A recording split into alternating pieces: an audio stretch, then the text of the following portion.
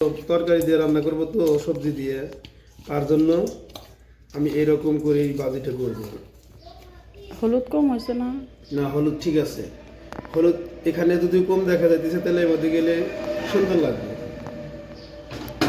তো আমি এই কড়াইটা ভাজি করব। এই কড়াইটা ভাজি করার জন্য প্রথমে কড়াইটা আমি গরম করে নিব।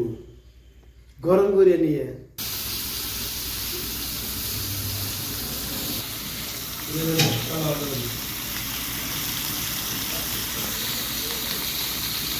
দেখতেছেন যে মাছটা উল্টিয়ে নিলেন, এভাবে সবটি মাছই আমি উল্টিয়ে দেব। দাও চুলায় সমস্যা করতেছি না।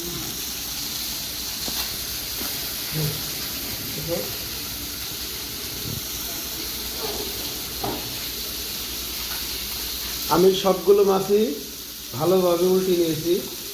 দেখেন কালারটা কিন্তু এখন সুন্দর আছে।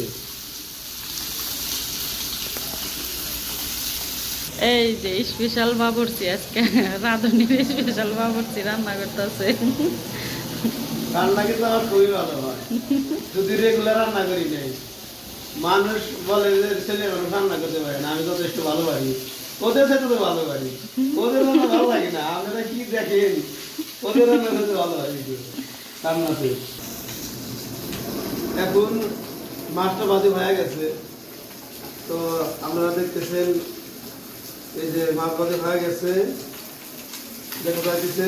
এই যে আমি এটা সাইড করে অন্য